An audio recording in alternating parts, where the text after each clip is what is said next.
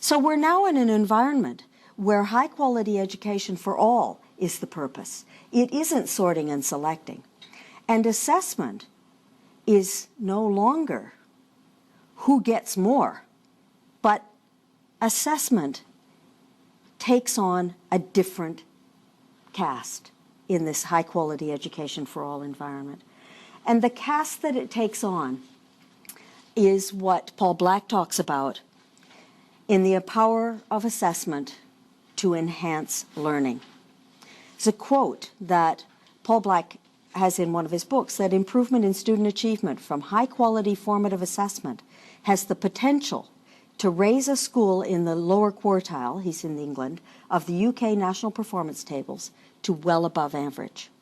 High-quality formative assessment is actually proving to be one of the most powerful tools for learning. So I'm going to tell you a little story to try to demonstrate this. It's a story about my niece. My niece's name is Joanna. She hates that I tell this story because she's now 17 and about to go off to university next year. And it happened when she was 4 or 5 years old. And Jojo came to me one day and she said, "You know, Aunt Lorna, all cats are girls and all dogs are boys." That's kind of interesting. How do you know that? How do you know cats are girls and dogs are boys? Now, just an aside, I've discovered, having told this story many times, that there are a lot of adults who still somewhere in their brains believe that cats are girls and dogs are boys. But I asked Jo, "How do you know that?" And she said, "Well, you have a cat, and her name's Molly, and she's a girl, and she's little and smooth. You know, girls are little and smooth, cats are girls. And there's a dog who lives next door. I don't remember what his name is, but he's big and he's rough. He's a boy. Dogs are boys. Boys are big and rough." Yeah. It's pretty sophisticated logic. And this is what we try to get kids to do, isn't it?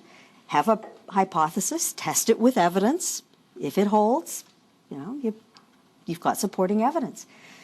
So I thought about it for a minute. I thought, I could probably say to her at this point, it's not really like that. Cats can be girls and boys, and so can dogs. And she would have accepted it. She likes me. I'm a kind of favorite aunt, so she would have said yeah. But she probably would go away thinking to herself, I have to remember when I talk to Aunt Lorna that she thinks cats can be boys and girls. Or she might be thinking, I'm not talking to Aunt Lorna about this sex stuff anymore because she clearly doesn't get it. But how many of your kids sit in your classrooms saying, I have to remember that that's what the teacher thinks? And how long do they have to remember it? Till the test. How many of you have things stored in your brain you still don't understand, that you can't get rid of, that you had to remember for the test, that are still there floating around without anything that hooks them? The story goes on like this. What I did do with Jo at that point was, instead of telling her, I showed her a book. You've probably all seen it. It's a coffee table book. It's a big book. It's just called Dogs. It's got all kinds of pictures of dogs in it. I showed her a picture of a Chihuahua. What's this? It's a dog. Boy or girl? It's a boy. Dogs are boys. But it's little and smooth. Yeah, sometimes they can be little and smooth. So one criterion out the window. Showed her a picture of a big setter with all her puppies. What's this? It's a dog. It's a boy or girl. Long paws. Not very happy. Said, it could be the dad. Said, Jo, do you think it's the dad? She said, Aunt Lorna, can dogs be girls? What I'd like to suggest is that's how learning happens. Learning happens when what we believe to be true is challenged by new information that we cannot fit into the schema that we've developed to try to explain the world around us. That's how learning happens. And in this case, what I did was create the conditions for Joanna to see that what she believed to be true might not hold. I gave her feedback. I didn't give her feedback by telling her what was wrong with her thinking.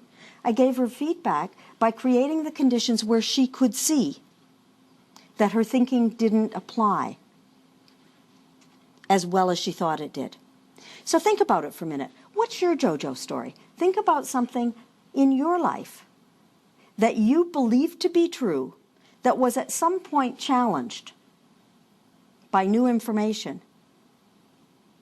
And you had to stand back and say, oh my God, isn't that silly? And we're going to ask you to share your stories if you'd be willing to do that, or at least a couple of you. I don't know if mine's a fantastic example, but just when you mentioned it, it's the first thing I thought of. So just my own perspective on people with special needs. You know, I hadn't really encountered them on a personal level, or you know, I'd encountered them in my life, and you know, as a group, you know, and there's so many different special needs. You know, you can't group them together, and that's basically what I learned. My sister-in-law has Down syndrome, and just encountering her, she's a fantastic person, and just, you know, connecting with her on a personal level, you learn a lot about yourself and about people in general. Yeah. So I think that's a great example.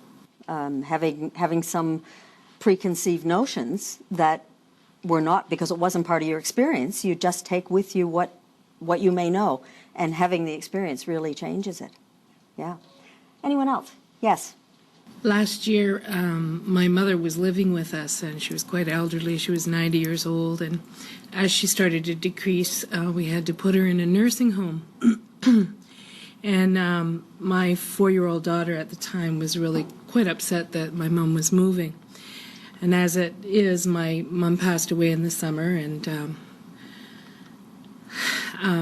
this is going back some time later. I wasn't feeling well, and I was laying on the couch, and my daughter came up to me and said, I'm going to take care of you, Mommy. She was covering me, and I'm going to take care of you because you don't want to get sick and go to the hospital. And I said, no, Mommy doesn't want to go to the hospital. No, because if you go to the hospital, you're going to die and go to heaven with Grandma. And I said, well, Annalisa, is that what happens all the time? Yeah, because Grandma went to with the nurses, and she went to heaven. And I said, well, but Mommy went to the hospital last year, and did she come home or did she go to heaven? And she came home, so it was sort of a learning moment for her. Absolutely. Yes, good example. These are both, I think, excellent examples that capture that these are everyday parts of our lives. We have these all the time, views of the world that I like to think of as what I believe to be true. And we have this incredible capacity as human beings to believe that what I believe to be true is true. You know? And the fact that Rosa doesn't quite see the world the way I see the world is only because she doesn't know enough yet. If she knew what I knew, she would see it my way.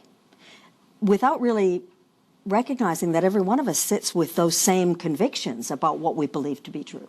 They just are what our experience has given us and what we come to see as the normal state of affairs that may not be shared widely or at all beyond some small groups or sometimes much larger groups, but are still those experientially created images of the world around us. So classroom assessment, doing assessment, actually has the potential for unlocking those kinds of things, finding out what it is people believe to be true. When I ask Joanna questions, when you ask your daughter questions, you're finding out what it is they believe to be true so that you're able to decide what you're going to do next, that you're going to give them feedback, that you're going to provide more information, you're going to create teachable moments.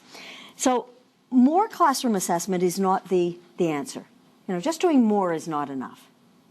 It's doing the right kinds. It's getting the kind of classroom assessment that actually allows you to use it for various purposes at different points in time, and to do it with all of the students in your class.